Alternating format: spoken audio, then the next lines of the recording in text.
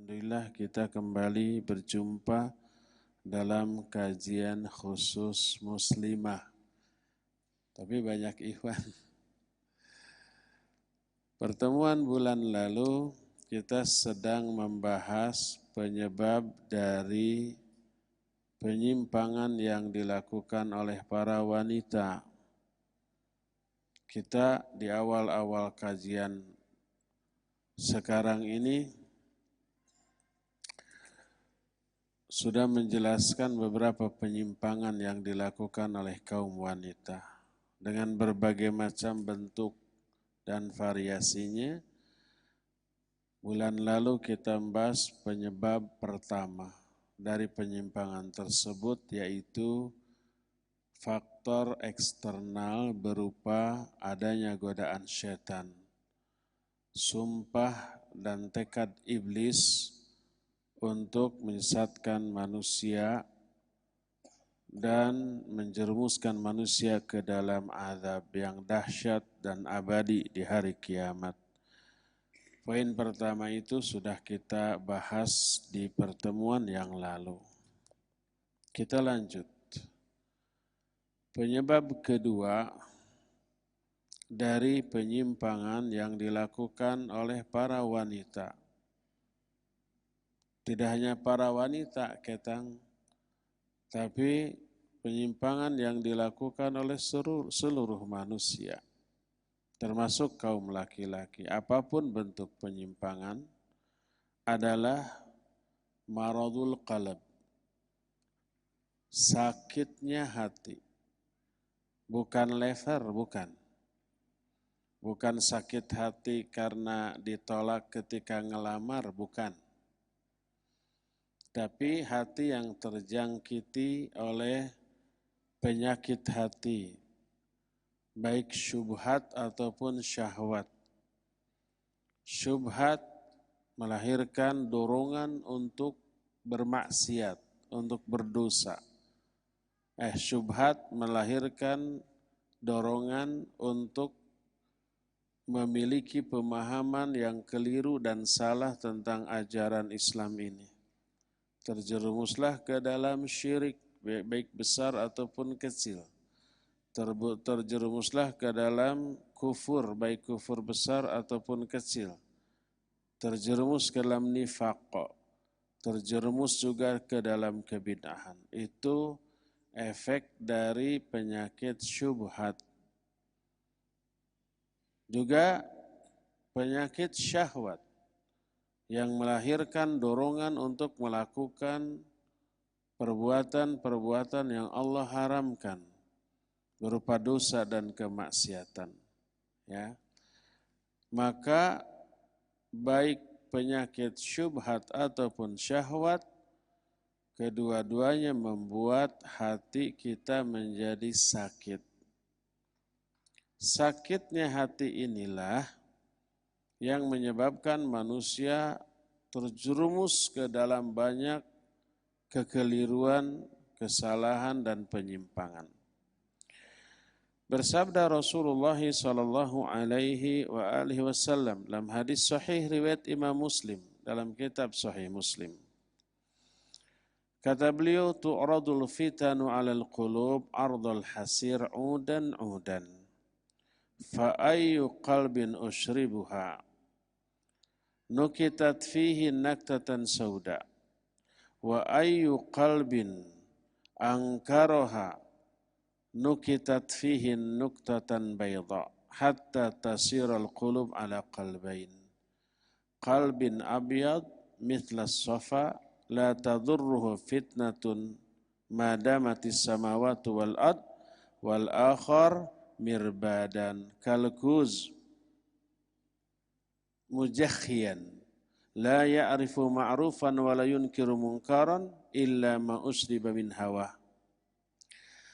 Kata Nabi SAW, fitnah akan melanda hati sedikit demi sedikit, seperti air yang ditumpahkan ke atas tikar seutas demi seutas. maka hati yang mana saja yang menyerap fitnah tersebut, seperti tikar tadi, ketika air tumpah ke sana, si tikar itu menyerap air tersebut kan ya. Hati mana saja yang menyerap, menerima fitnah tadi, ternodaklah hati itu dengan noda yang hitam. Sebaliknya hati mana saja yang menolak fitnah yang menimpanya, ditolak, tidak diikuti, tidak diserap, maka hati tersebut akan tetap putih, bersih, cemerlang, sehingga hati pun terbagi menjadi dua jenis. Ada hati yang putih seperti batu yang licin. Batu yang licin itu ada apapun benda yang jatuh ke atasnya tidak akan menetap, tapi tergelincir. Bayangkan batu licin seperti apa ya, marmer gitu tanya, bentuknya bulat. Coba umpamanya diawurkan, diapakan? Diawurkan kesik, ditaburkan, kerikil. Apakah akan menetap di atasnya? Enggak, golosor. Seperti batu yang licin, maka fitnah tidak akan memberi madarat kepada hati yang bersih tadi selama langit dan bumi ini masih tegak. Ini jenis hati yang pertama, hati yang putih bersih, tidak menerima fitnah, mampu menolak seluruh fitnah yang datang kepadanya. Dan yang kedua, hati yang hitam pekat seperti alat masak. Alat masak apa? Katelnya. Atau apa? Belangga. Seperti belangga yang terbalik. Bujur katel. Bagaimana warnanya? Hitam. Ini jangan dibayangkan zaman sekarang ada teflonan, terus apinya dari gas, si api biru yang tidak membuat gosong alat-alat masak katanya ya. Kalau zaman dahulu mah pakai apa? Tungku, pakai hawu, pakai kayu bakar, seluruh alat masak pasti apa? Gosong. Nah, seperti belangga yang terbalik, yang tertelungkup, hitam pekat seperti itu. Hati itu tidak mengenal kebaikan dan tidak mengenal kemungkaran. Semua yang datang yang menyenangkannya langsung diserap oleh hawa nafsunya. Itulah gambaran hati yang dijelaskan oleh Nabi SAW. Adapun fitnah yang melanda hati, yang menjadi penyebab hati tersebut hitam pekat, yang menjadi penyebab hati tersebut kotor dan sakit. Fitnah yang melanda hati tersebut ada dua, seperti yang sudah diterangkan tadi. Pertama, fitanus syahawat, allati tujibu fasadal qasdi wal iradah. Wa fitanus syubuhat allati tujibu fasadal ilmi wal i'tiqad. Pertama adalah fitnah syahwat. Sering kita terangkan syahwat itu adalah penyimpangan, kekeliruan, kesalahan yang diakibatkan dari karena hawa nafsu, padahal tahu bahwa itu teh haram, itu teh bahaya, itu teh terlarang. Dia tahu, tapi karena ada kesenangan di dalam hal itu, hawa nafsunya lebih dominan. Akhirnya dia lakukan, itu syahwat. Seperti halnya mabuk, seperti berzina, seperti mencuri. Orang-orang yang melakukan perbuatan itu tahu nggak bahwa itu haram? Tahu. Tahu nggak bahwa itu jahat dan jelek? Tahu. termasuk gibah. Tahu nggak para pelaku gibah? Tanya ibu-ibu yang suka gibah. Para gossipers. Itu ketika ngegosip tahu nggak bahwa itu tuh keliru, salah dan berdosa? Tahu. Tapi kenapa dilakukan? Syahwat. Karena hawa nafsu, karena ada kesenangan di dalam melakukan perbuatan buruk tersebut. Itulah fitnah syahwat yang menyebabkan rusaknya hati kita. Kedua, fitnah syubhat yang melahirkan pemahaman yang keliru tentang agama ini dan berakibat lahirnya keyakinan yang keliru pula. Pemahaman tentang Islamnya keliru, melahirkan keyakinan yang keliru pula, otomatis amalan tentang agama yang diyakininya juga menyimpang salah. Itulah contoh orang-orang yang bodoh, yang tidak tahu tentang aturan, tentang ajaran Islam. Nggak ngerti bahasa Arab, nggak belajar tafsir, nggak belajar hadis, mustalahul hadis, fiqih, usul fiqih. Dia baca dari terjemah lalu diotak-atik, difahami oleh otaknya yang kosong dari ilmu syar'i.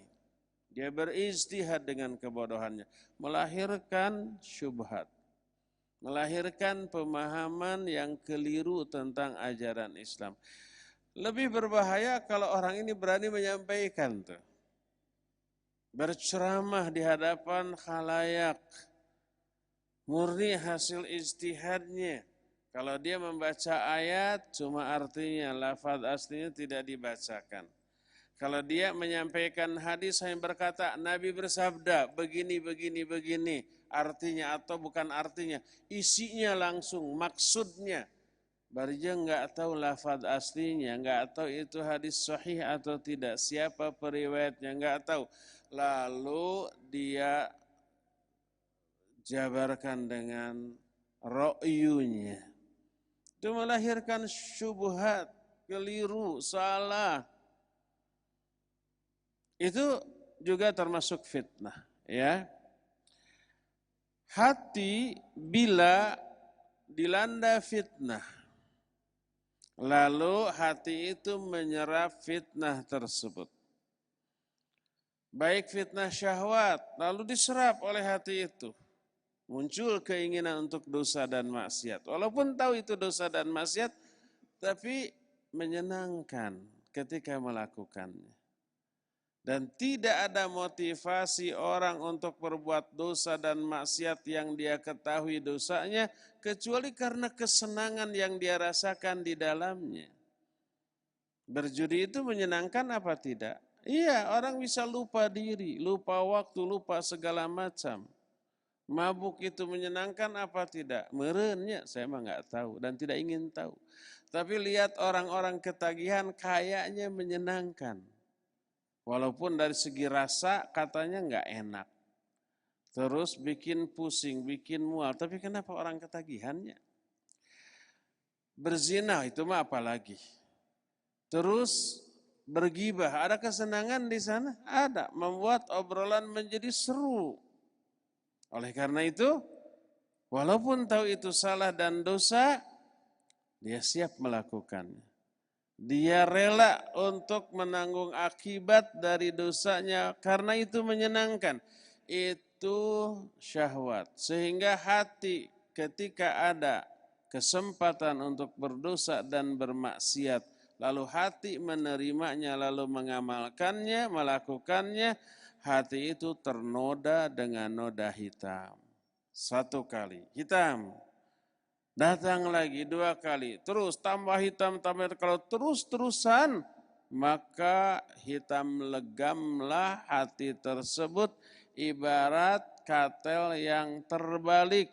Ibarat bagian bawah dari katel, maka hitam. Terus datang lagi fitnah syubhat.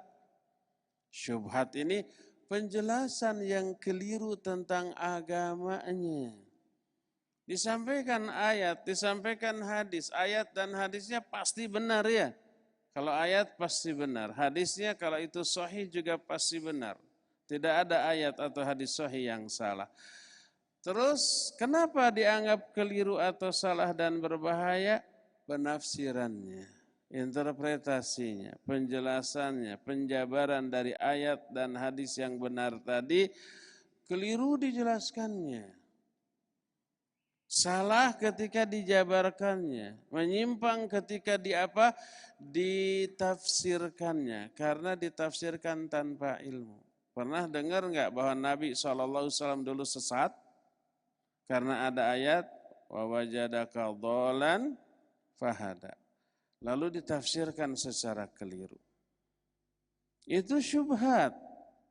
Pernah nggak dengar ada orang umpama yang menyatakan riba itu boleh asal ridho sama ridho? Iya.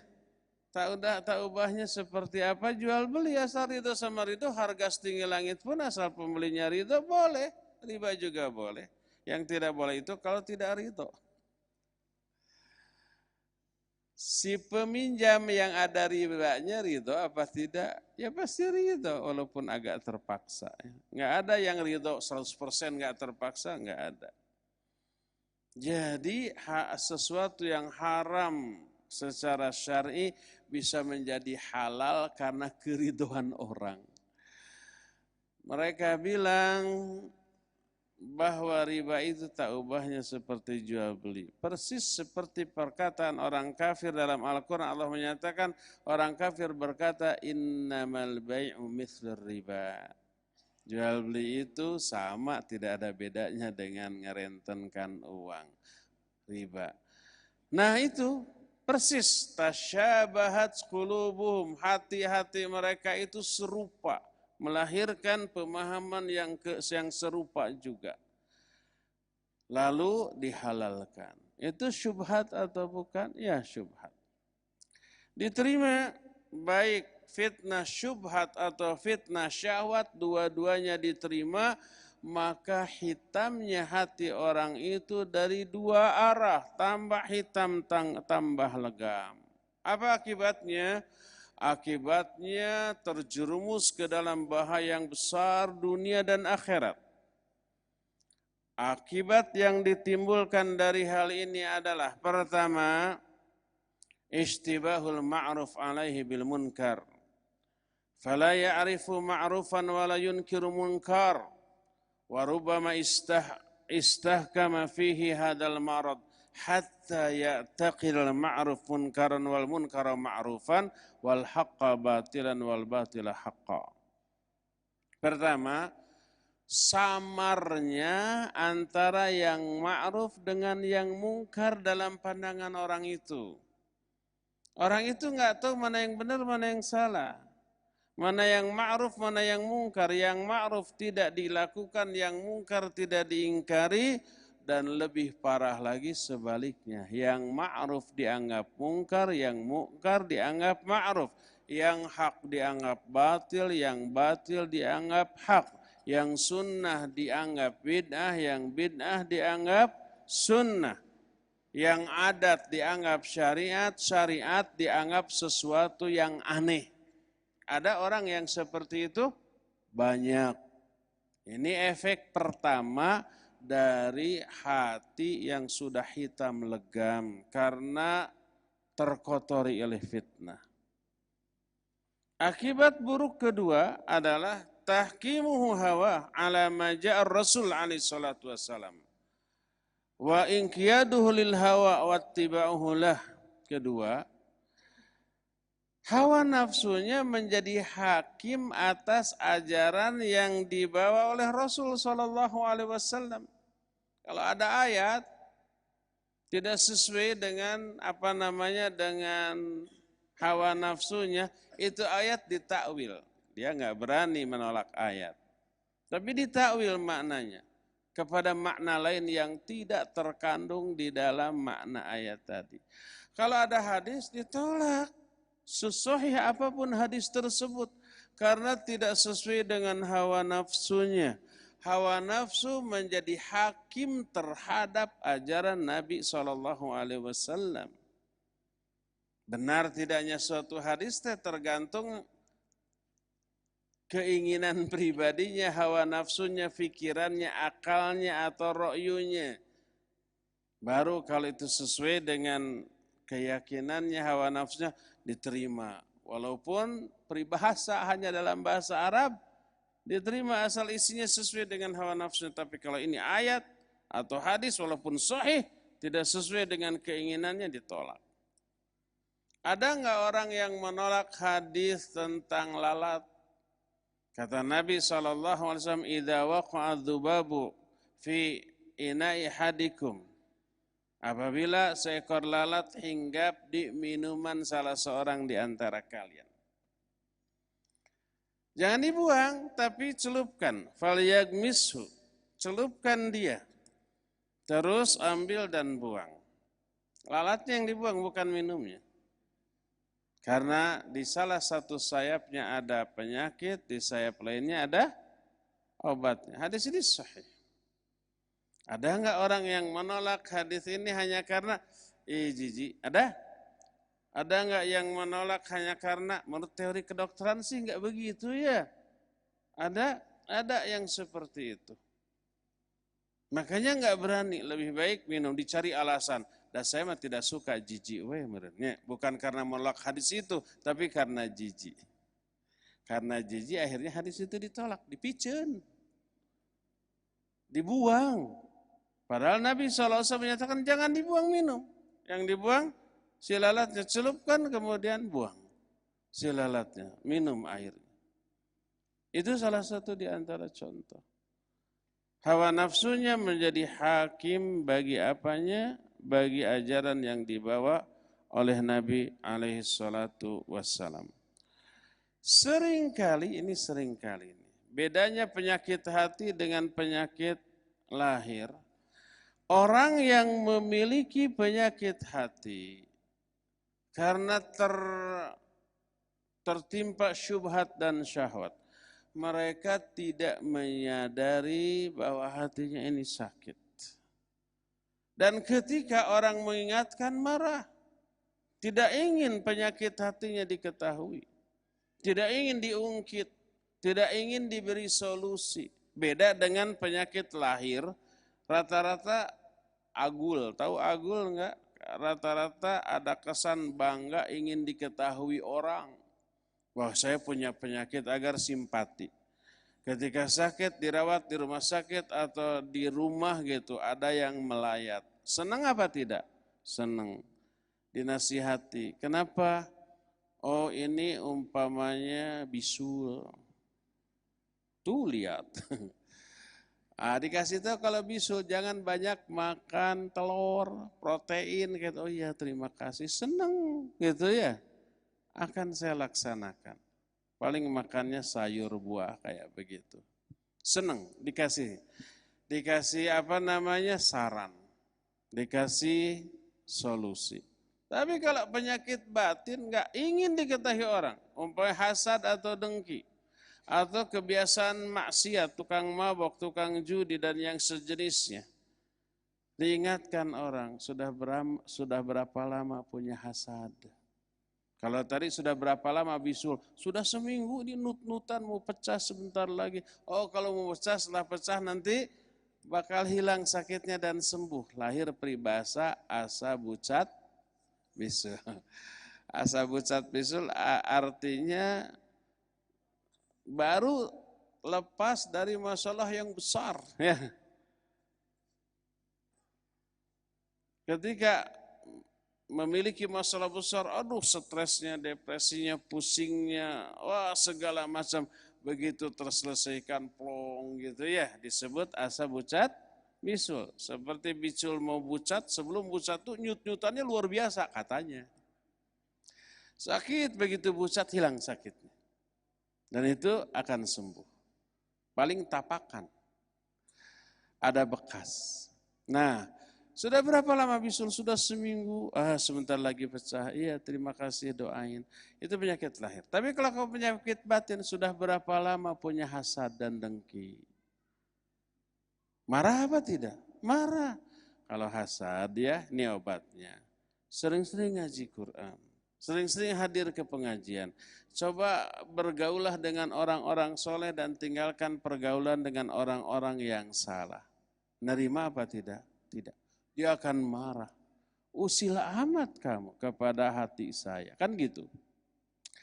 Orangnya rata-rata tidak sadar dan seringkali kalau toh sadar, orang itu tidak mampu dan tidak sabar memikul pahitnya obat yang bisa menyembuhkan penyakitnya.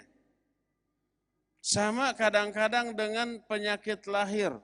Contoh orang yang obesitas, gemrot dia, umpamanya tinggi badannya 160, berat badannya 1 kuintal.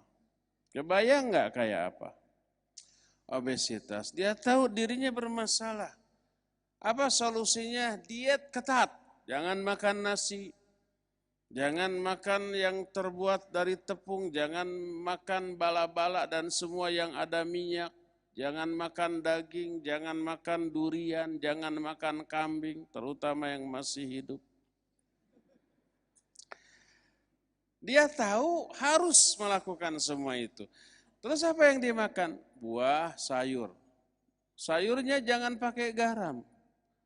Kalau minum kopi boleh, oh boleh banget dianjurkan, tapi jangan pakai gula, pahit. Maka itu bagus bagi jantung, bagus bagi kesehatan, tapi gulanya berbahaya. Kira-kira diet seperti yang kata seperti bikin menderita apa tidak? Iya, bikin menderita.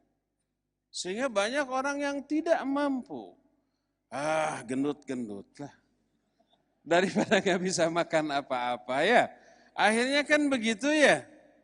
Berkata Imam Ibnu Qayyim, fa inna dawa fi mukhalafatil hawa huwa as'abu syai'in ala nafsi raghima annahu laysa la anfa' minhu.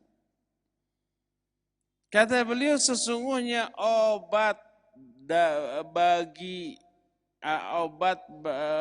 hawa nafsu, obat untuk menyelisihi hawa nafsu adalah sesuatu yang paling berat bagi jiwa, sekalipun orang itu tahu tidak ada yang lebih bermanfaat dari hal itu. Contohnya untuk mengobati penyakit syubhat. Apa obatnya? Ilmu.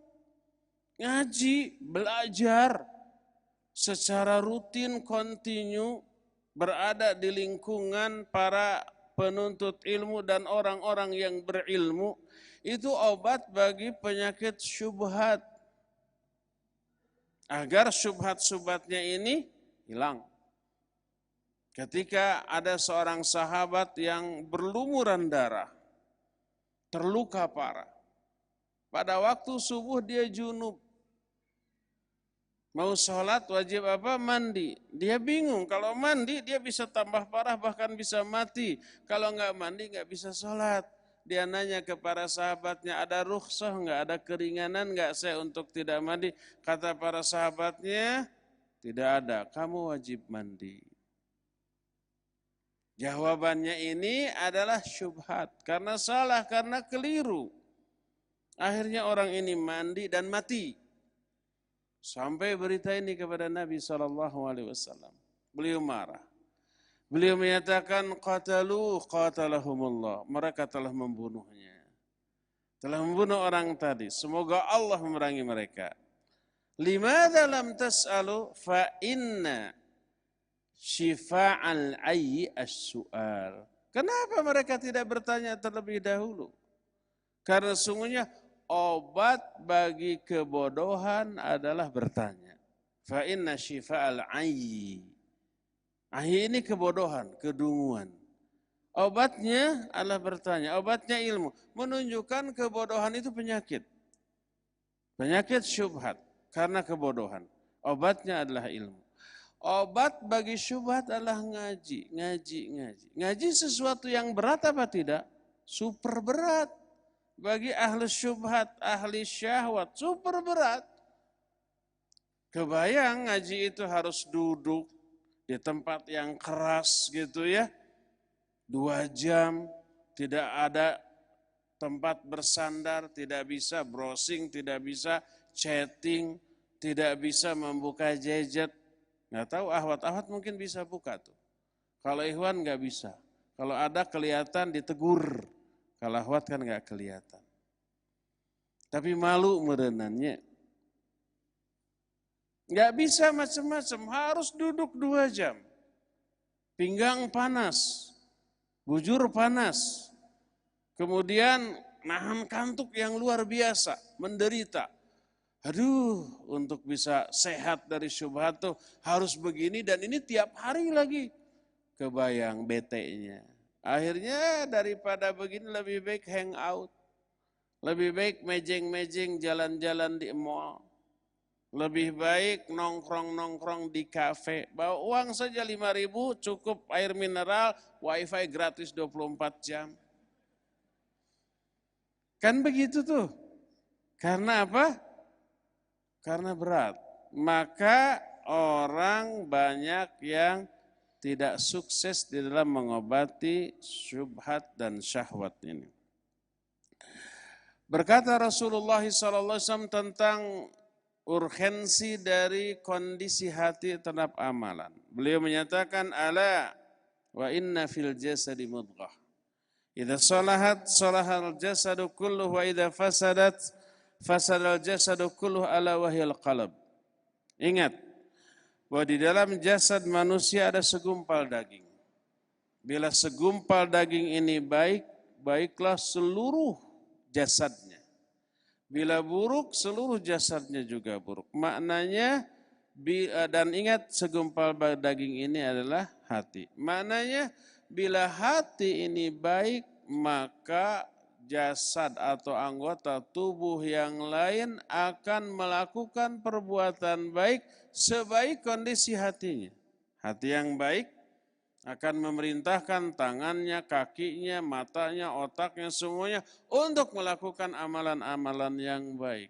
Tapi kalau hatinya buruk, hatinya terkontaminasi oleh penyakit, syahwat dan syubhat. Keinginannya dosa, keinginannya maksiat, keinginan yang menyenangkan walaupun itu haram. Maka hati yang buruk tadi, yang hitam, yang sakit akan memerintahkan anggota tubuh untuk melakukan keburukan. Ini menunjukkan amat sangat pentingnya memelihara kondisi hati. Itulah efek buruk dari hati yang kotor, yang hitam, yang terjangkiti penyakit. Efek yang pertama tadi samarnya antara hak dan batil. Kedua, hawa nafsunya menjadi hakim terhadap Al-Quran dan As-Sunnah. Sebaliknya, hati yang bersih, yang putih akan mengeluarkan cahaya iman. Membuat pemilik hati yang bersih tersebut termotivasi untuk beribadah dan beramal soleh. Ketika ada fitnah, ada godaan, ada ajakan untuk bermaksiat, dia bisa tolak. Karena apa? Karena terbayang efek buruknya. Efek buruk maksiat luar biasa. Pertama, bisa bikin ketagihan. Kedua, merembet kepada kemaksiatan yang kadarnya lebih besar daripada kemaksiatan yang pertama. Ketiga, membuat hati ini keras sehingga efeknya tidak tersentuh lagi oleh alunan ayat suci Al-Quran, pedaran hadis dan nasihat-nasihat. Bahkan bisa balik benci kepada yang menasihatinya. Keempat, hati merasa berat untuk melakukan ibadah dan amal soleh. Tahu dia harus sholat, beratnya luar biasa. Tahu dia harus beramal soleh, tapi beratnya nggak ketulungan, malas, akhirnya ditinggalkanlah. Tahu akan efek buruk dari dosa dan maksiat, setiap ada godaan atau fitnah, baik syubhat atau syahwat, orang yang hatinya bersih bisa menolak semuanya itu. Berdasarkan hal itulah, berdasarkan penjelasan yang tadi, kita bisa mengambil, menarik kesimpulan tentang kondisi hati. Secara umum hati manusia terbagi kepada 3 bagian. Atau maknanya hati manusia itu ada 3 macam, 3 jenis. Coba kita lihat hati kita ini termasuk hati yang mana? Pertama, qalbun salim, hati yang selamat. Orang banyak yang memahami hati selamat ini secara parsial. Maksudnya selamat dari iri, dengki, gitu, benci, suudzon kepada sama. Hanya segitu. Padahal ada yang lebih penting, yaitu selamat dari syirik, baik besar ataupun kecil. Selamat dari kufur, baik kufur besar ataupun kufur kecil. Selamat dari kebid'ahan, selamat dari syubhat, selamat dari syahwat. Nah itu yang lebih utama. Hati kita harus selamat dari suudzon, iya. Dari iri dengki, iya, wajib. Tapi yang lebih lagi harus selamat dari syirik. Syirik besar seperti penyembahan kepada selain Allah. Syirik kecil berupa riya, ujub, takabur, sum'ah dan yang sejenisnya. Hati harus bersih, harus selamat juga dari hal itu. Ya. Apa akibatnya? Akibatnya orang yang hatinya selamat, dia hanya memurnikan ibadah kepada Allah plus niat ibadah hanya untuk Allah. Kadang ada orang ibadahnya hanya kepada Allah tapi niatnya dibagi 2. Dia tidak pernah meminta kepada selain Allah, menyembah kepada selain Allah. Dia tidak pernah ruku dan sujud kepada patung, kepada berhala atau kepada yang lain-lain, tidak. Semua rukunya, sujudnya, ibadahnya, sholatnya itu hanya untuk Allah, ditujukan kepada Allah.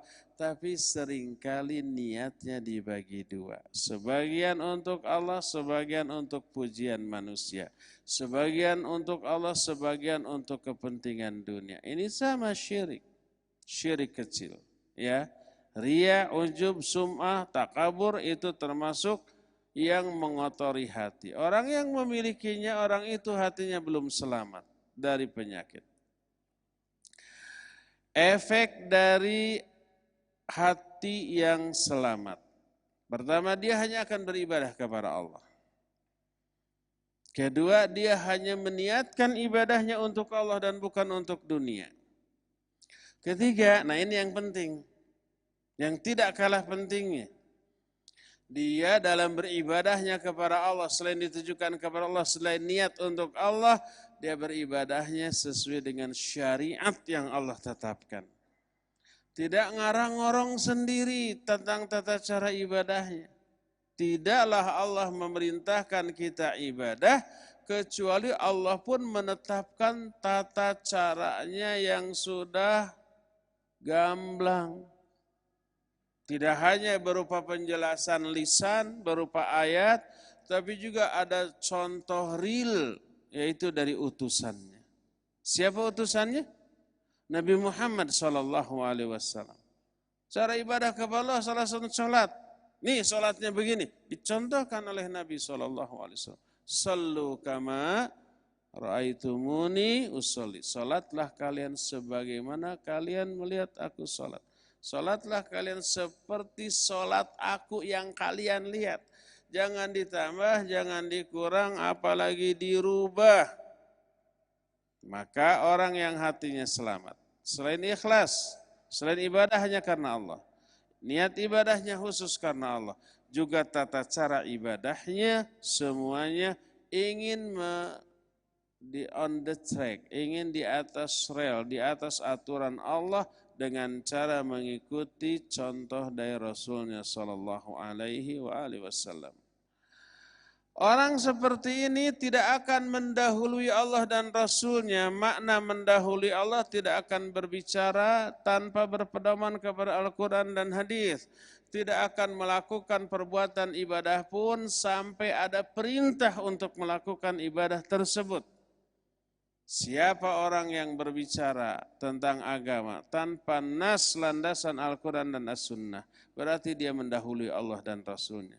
Siapa orang yang melakukan satu amalan dalam agama tanpa dalil Quran dan Sunnah, berarti dia telah mendahului Allah dan Rasulnya. Dan ini dilarang keras oleh Allah dan Rasulnya. Allah berfirman dalam surah Al-Hujurat ayat yang pertama.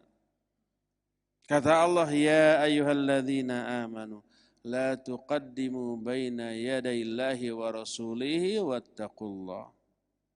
Hai orang-orang yang beriman, janganlah kalian mendahului Allah dan Rasulnya. Makna mendahului Allah dan Rasulnya, para ulama ahli tafsir di antara Imam Ibnu Katsir menyatakan, la taqulu hatta yaqula wa la taf'alu hatta ya'mura. Jangan kalian berbicara kecuali kalau Allah dan Rasulnya berbicara tentang hal itu. Ini dalam masalah agama ya.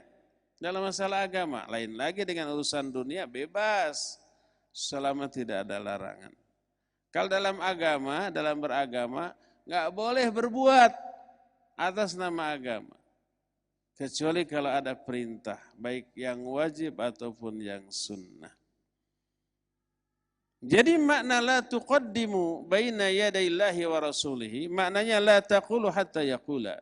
Jangan kalian berbicara tentang agama sampai Allah dan Rasulnya berbicara tentang hal itu. Wala taf'alu hatta ya'mura. Dan jangan kalian berbuat apapun dalam beragama ini sampai Allah memerintahkannya. Kalau tidak ada perintah, jangan. Walaupun isi perbuatan itu bagus. Contoh, jam segini nih, jam berapa sekarang? Jam 5-an, kurang. Dari jam segini sholat 5 rakaat. Sholat apa? Penting mah sholat aja gitu ya. Kan isi sholatnya ada keburukan enggak? Enggak ada keburukan. Isi sholatnya apa? Isinya doa iftitah, fatihah, baca surat, ruku, sujud, tahiyat gitu ya. Sholawat kepada Nabi SAW. Enggak ada keburukan di dalam sholatnya, isinya. Tapi boleh enggak kita jam segini sholat 5 rakaat? Enggak boleh. Kenapa? Karena itu ibadah, karena itu pengamalan agama. Kalau pengamalan agama enggak boleh sotoy tanpa ada perintah. Tanpa ada nas yang menyuruh baik Al-Quran atau hadis yang sahih. Seperti itu. Maka siapa orang yang menambah, mengurangi atau merubah dari apa yang ditetapkan oleh Allah Azza wa Jalla, hatinya terkena syubhat. Hatinya tidak selamat. Ya. Berdasarkan hal itu berkatalah para ulama as-salafus salih, ma min fi'latin wa in saghurat illa yunsharu laha dewanan. Tidak ada satupun perbuatan dalam agama. Dalam agama ya. Bukan dalam hal dunia, tapi dalam agama. Ma min fi'latin. Tidak ada satupun perbuatan amalan dalam agama. Wa in saghurat, walaupun kecil, kecuali wajib perbuatan itu ditakar, ditimbang, dipertimbangkan dengan 2 jenis pertimbangan. Pertama 5, kedua kaifa. Pertama, kenapa kamu melakukan perbuatan itu? Kedua, kaifa. Bagaimana caranya kamu melakukan perbuatan itu? Pertanyaan pertama 5, kenapa? Ini mempertanyakan niat. Kenapa kamu melakukan itu? Niatnya apa? Apa yang memotivasi kamu?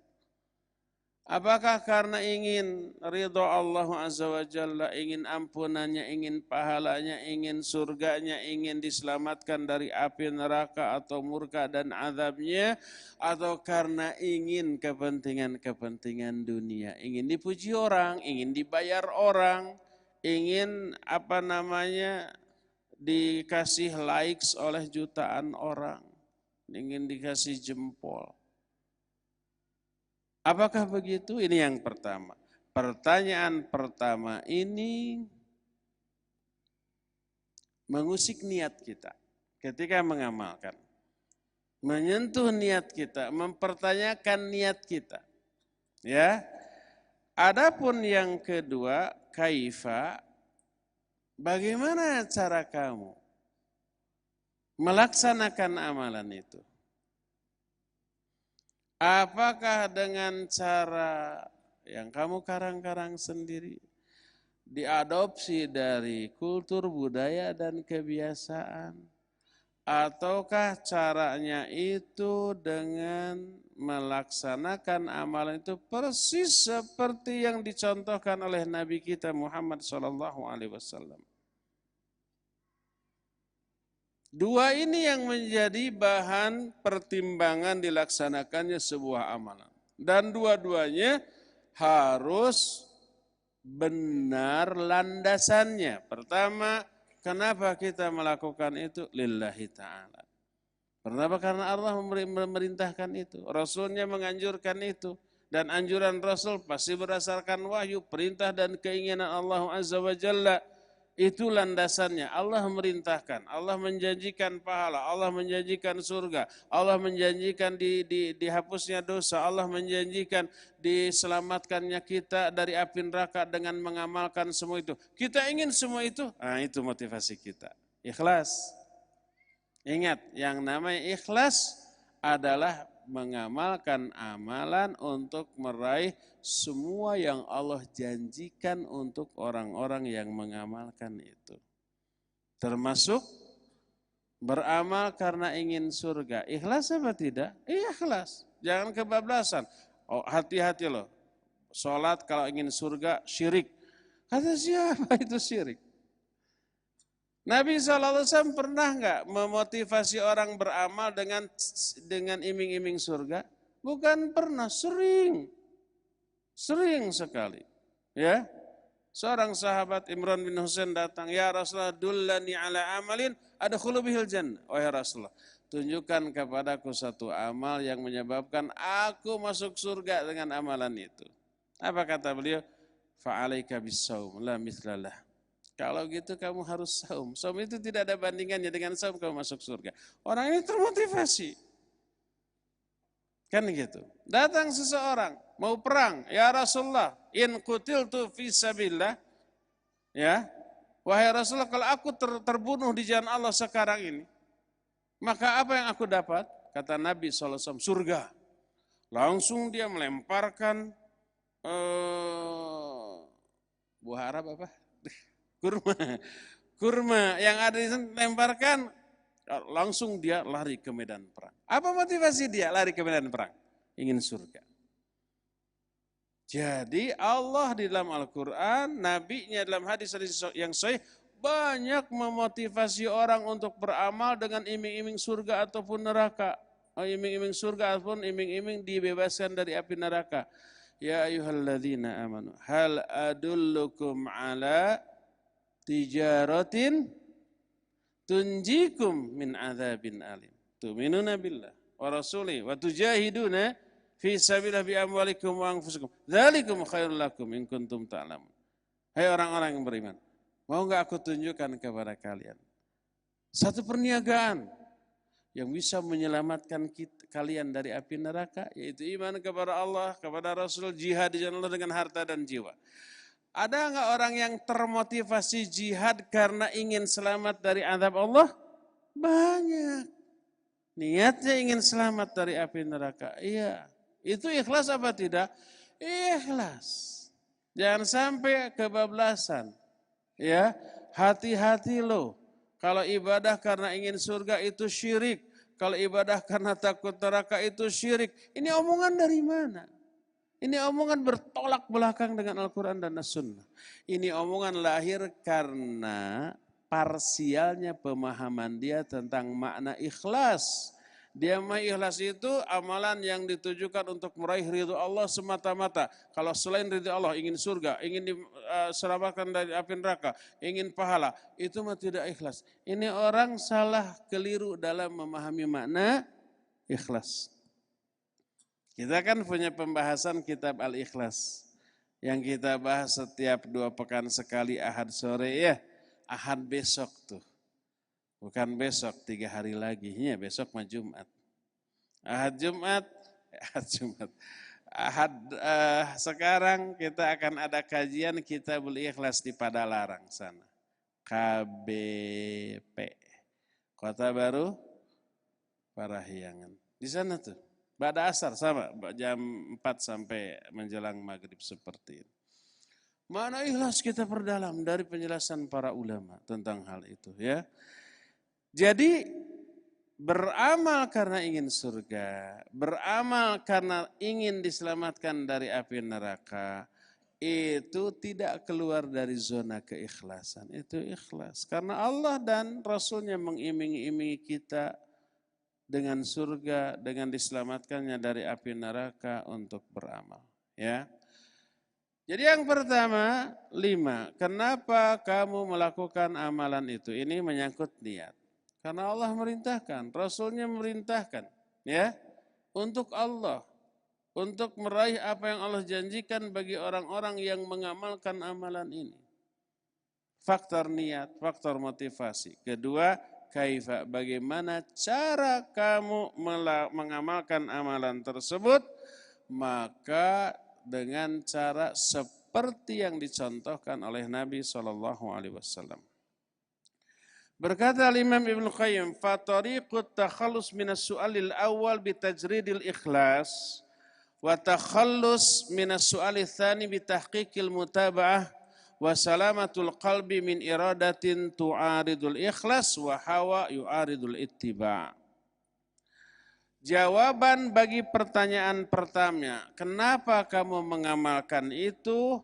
Dengan cara memurnikan keikhlasan. Ikhlas dalam beribadah. Jawaban atas pertanyaan kedua adalah tahqiqul mutaba'ah. Dengan cara mengaplikasikan, mewujudkan sikap mutaba'ah kita kepada Rasul sallallahu alaihi wasallam.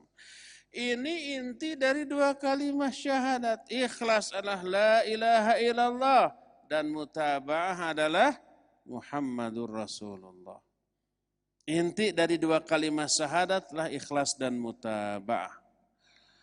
Maka hati yang selamat adalah hati yang selamat dari hal-hal yang merusak keikhlasan dan hati yang selamat dari hawa nafsu yang bertolak belakang dengan ittiba kepada Rasul sallallahu alaihi wasallam. Inilah jenis hati yang pertama, yaitu hati yang selamat. Dan ini hati yang terbaik yang semoga Allah Azza wa Jalla menganugerahkan kita hati yang seperti ini. Allahumma ati nufusana taqwaha wa zakkiha anta khairu man zakkaha anta waliyuha wa maulaha. Ya Allah, berikan kepada kami, kepada hati kami ketakwaan-Nya. Wa zakkiha, dan sucikan dia, ya Allah. Sucikan hati-hati kami. Sebab Engkaulah sebaik-baik yang mensucikan hati. Engkaulah pelindung dan pemelihara hati ini. Semoga Allah masukkan kita ke dalam golongan orang yang memiliki hati yang bersih, hati yang selamat. Kedua, qalbun mayyit.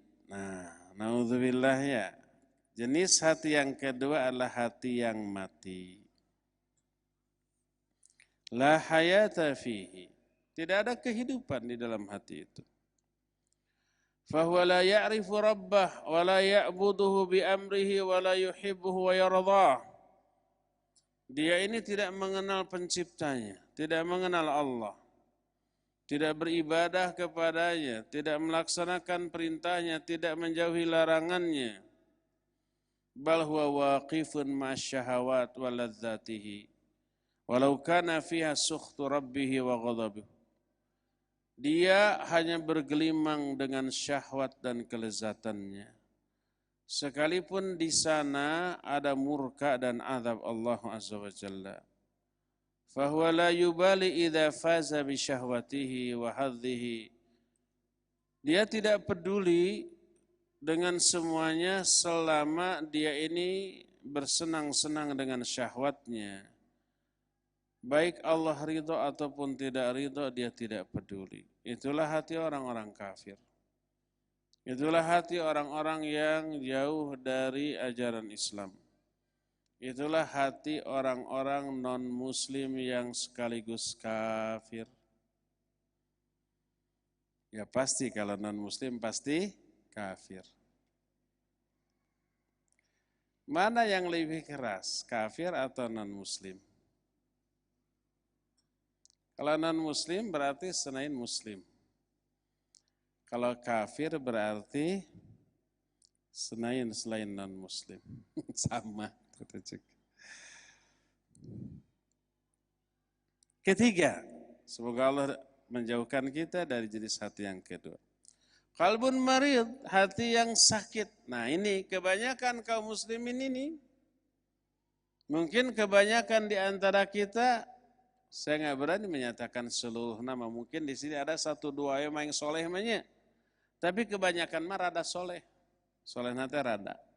Agak banyak salahnya. Qalbun marid, hati yang sakit. Bagaimana hati yang sakit? Wa huwa qalbun lahu haya wa bihi illah. Hati yang di dalamnya ada kehidupan tapi ada penyakit. Hati yang di dalamnya ada mahabbatullah, ada cinta kepada Allah ada, takut kepada Allah ada, gitu ya. Ikhlasnya, tawakalnya kepada Allah Subhanahu wa taala juga ada. Tapi mahabbatus syahwat wa itharuha wal hirsu ala tahsiliha, tapi kecintaan kepada syahwat dan lebih menomorsatukan syahwat dan berusaha sungguh-sungguh untuk meraih kesenangan syahwat juga ada dalam dirinya. Dia berada dalam dua keadaan yang bertolak belakang, kadang baik, kadang buruk, kadang ibadah, kadang maksiat.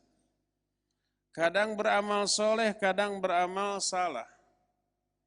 Kadang amat sangat menginginkan akhirat, menginginkan surga, menginginkan kebahagiaan di akhirat, menginginkan diselamatkannya dari api neraka. Kadang-kadang juga menginginkan kesenangan dunia dengan segera walaupun amat sangat melalaikan. Orang ini hatinya tidak mati, ada kehidupan, ada Quran Sunnah di dalamnya. Tapi juga ada penyakit yang menggerogoti kesehatan dan keselamatan dari hati ini. Ketika dia membaca Al-Quran, ketika dia sholat dengan bacaan dan sholat yang terhayati, ada kekhusyuan. Maka itu upaya dia mengobati kondisi hati. Mengikis sedikit demi sedikit penyakit syahwat yang ada di dalam hatinya. Makin sering dia baca Quran, makin sering berdoa, makin sering dia sholat, makin sering dia taqarrub kepada Allah, makin sehat, makin hidup hatinya. Sebab hidup atau tidaknya hati bergantung kepada seberapa banyak kadar ruh yang terdapat dalam hati orang itu. Dan ruh yang dimaksud adalah Al-Quran dan Sunnah. Apa fungsi ruh? Menghidupkan jiwa atau badan yang kosong melompong dari ruh adalah badan yang mati. Tiupkan ruh, hidup dia. Al-Quran, oleh Al-Quran sendiri oleh Allah disebut dengan sebutan ruh karena salah satu fungsi Al-Quran seperti fungsi ruh. Yaitu apa? Menghidupkan. Tapi yang dihidupkannya adalah hati. Bukan raganya, tapi hatinya. Allah menyatakan wa kadzalika auhayna ruhan min amrina. Demikianlah kami wahyukan kepada engkau hai Muhammad ruh atas perintah kami. Kami wahyukan Al-Quran sebagai ruh. Al-Quran itu salah satu fungsinya seperti fungsi ruh. Al-Quran disebut ruh, Al-Quran disebut syifa, Al-Quran disebut nur, Al-Quran disebut dzikir, Al-Quran disebut furqan. Sesuai dengan fungsinya, Al-Quran memiliki berbagai macam fungsi. Ribuan fungsi dari Al-Quran. Satu sebutan Al-Quran minimal menjelaskan satu fungsi Al-Quran. Al-Quran disebut nur karena dia menerangi, ya. Al-Quran disebut Al-Furqan karena dia membedakan antara hak dan batil. Al-Quran disebut syifa, apa artinya? Obat, karena dia bisa menyembuhkan penyakit-penyakit batin. Al-Quran juga disebut ruh, karena dia bisa menghidupkan jiwa. Makanya seruan Allah dalam Al-Quran surah Al-Anfal ayat 24, ya ayyuhalladzina amanu stajibu lillahi walir rasuli idza da'akum lima yuhyikum. Hai orang-orang yang beriman, penuhilah seluruhan panggilan Allah dan Rasulnya bila Allah dan Rasulnya memanggil kalian kepada apa-apa yang menghidupkan kalian, menghidupkan hati kalian, kepada Quran Sunnah, kepada syariat ini. Penuhi itu. Nah, jadi kalau orang mengamalkan isi Al-Quran, itu menambah kadar ruh ke dalam jiwanya. Semakin hidup secara sehat dia. Tapi begitu muncul hawa nafsunya, dia terjerumus ke dalam dosa dan maksiat, memperbesar kadar penyakitnya. Sehingga jiwa yang sehat itu, setelah baca Quran, setelah sholat, terkontaminasi lagi oleh virus, oleh bakteri, oleh kuman. Jadi kadar penyakitnya tambah parah. Seperti juga fisik, kalau kadar penyakitnya tambah parah, kondisi badan kita lemah ya enggak? Lemah, nggak bisa ngangkat yang berat-berat, nggak bisa makan sembarangan, nggak bisa lari begitu, karena bisa mengganggu kesehatannya tambah parah. Akhirnya apa yang terjadi? Duduk, berbaring gitu. Hidup nggak mati, tapi sakit. Nah, begitu juga jiwa kita. Terlalu banyak dosa dan maksiat, maka ruh ini, hati ini lemah untuk berbuat ibadah dan amal soleh. Berat. Mau sholat malas luar biasa, mau baca Quran malas luar biasa, mau hadir ke kajian amit-amit, cangkel 2 jam. Belum lagi ustadznya sentimen nyindir terus ke saya. Padahal terkenal-kenal acan ustadz namanya. Jadi itu efek dari apa? Dari penyakit hati. Nah, umumnya kaum muslimin hatinya seperti ini. Hidup tapi sakit. Akibatnya apa? Akibatnya dia terombang-ambing antara 2 keadaan. Kadang-kadang baik, kadang-kadang buruk. Kadang ibadah, kadang dosa dan maksiat. Umumnya kita seperti itu. Inilah 3 jenis hati. Ketiga jenis hati ini oleh Allah Azza wa Jalla dijelaskan dalam 2 ayat di dalam Al-Quran. Surah Al-Hajj ayat 53 dan 54. Allah berfirman, liyaj'ala ma yulqi syaitanu fitnatan lilladzina fi qulubihim maradun wal qasiyati qulubuhum wa innal zalimina lafi shiqaqin ba'id. وَلِيَعْلَمَ الَّذِينَ أُوتُوا الْعِلْمَ أَنَّهُ الْحَقُّ مِنْ رَبِّكَ فَيُؤْمِنُ بِهِ فَتُخْبِتَ لَهُ قُلُوبُهُمْ. Kata Allah, Allah menyatakan, Allah mau menjadikan apa yang dilontarkan oleh setan ke dalam hati manusia itu sebagai fitnah, sebagai ujian ke dalam hati orang-orang yang ada penyakit. Ini orang yang hidup hatinya tapi berpenyakit. Wal qasiyati qulubuhum, dan kedua orang yang hatinya keras, orang yang hatinya mati. Lalu Allah menyatakan inna zalimina lafi syiqaqim ba'id. Sesungguhnya orang-orang zalim, kedua golongan tadi orang zalim, lafi syiqaqim ba'id, mereka berada dalam kedurhakaan yang jauh. Terus ayat berikutnya Allah menjelaskan orang yang hatinya bersih. Liya'lamal ladzina utul ilma, agar orang-orang yang diberi ilmu itu tahu annahul haqqu mir rabbik, bahwa Al-Quran itu adalah kebenaran dari Rabbmu. Fayu'minu bihi, lalu mereka beriman kepadanya. Wa tukhbita lahu qulubuhum, lalu hati-hati mereka pun tunduk kepada Al-Quran. Ini orang yang bersih hati. Jadi 3 jenis hati yang tadi diterangkan oleh Allah diterangkan dalam 2 ayat ini. Maka ayat itu menjelaskan, pertama orang yang hatinya sakit, terombang-ambing antara benar dan salah, antara ibadah dan maksiat. antara taat dan maksiat, antara ibadah dengan dosa, dengan kedurhakaan. Kedua, orang yang hatinya mati, yaitu keras, tidak bisa menerima nasihat, menerima dakwah dan tidak tunduk kepada kebenaran. Dan yang ketiga, orang yang hatinya sehat, orang yang hatinya selamat, mereka meyakini Al-Quran ini benar lalu beriman, mengamalkannya dan hatinya tunduk dan patuh kepadanya. Ya. Maka tidak ada orang yang bisa selamat dari tipu daya setan kecuali orang yang hatinya bersih. Orang yang memiliki qalbun salim, adapun orang yang hatinya sakit atau orang yang hatinya mati, maka kedua-duanya menerima dan menyerap fitnah yang datang kepadanya. Berkata Imam Ibnu Qayyim rahimahullah dalam kitab Al-Fawaid, kata beliau, wa ab'adul qulub minallahi al-qalbul qasi. Wa ma duriba 'abdun bi uqubatin a'dhamu min qaswatil qalbi wal bu'di 'anillah.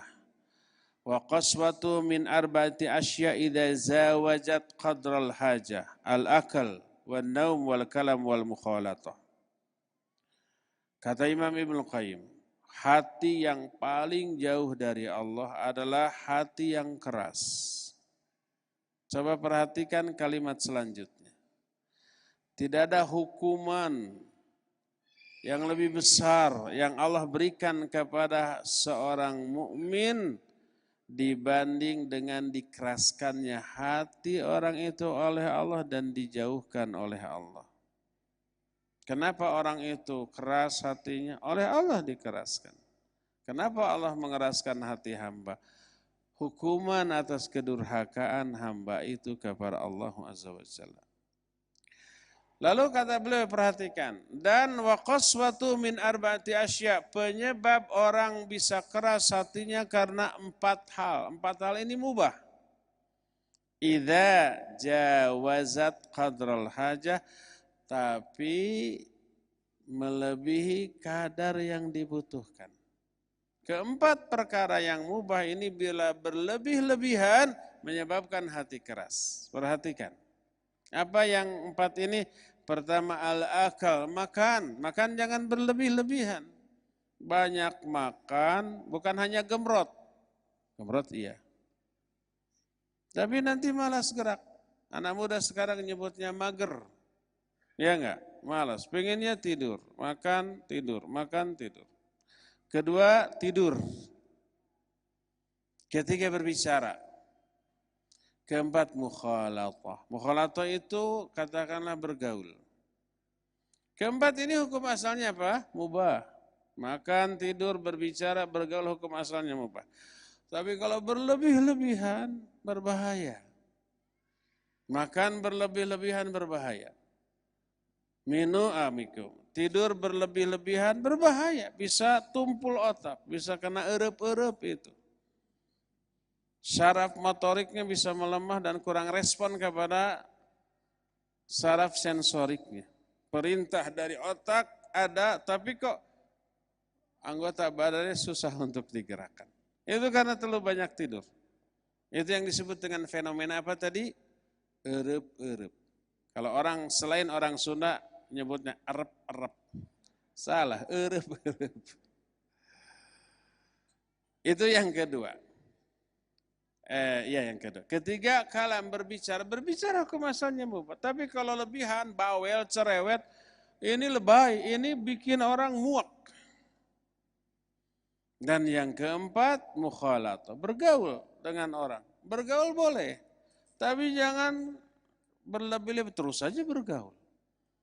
Melalaikan ibadah. Bergaulnya tidak ada batasan dengan semua pihak. Dan saya memang fleksibel itu. Kan itu masuk, kan dia masuk. Ketika ada komunitas penjudi, saya masuk ikut judi, beri dakwah. Ketika ikut komunitas pemabuk, saya masuk ke sana, mabuk nonton hengkul beri dakwah. Boleh enggak? Enggak boleh.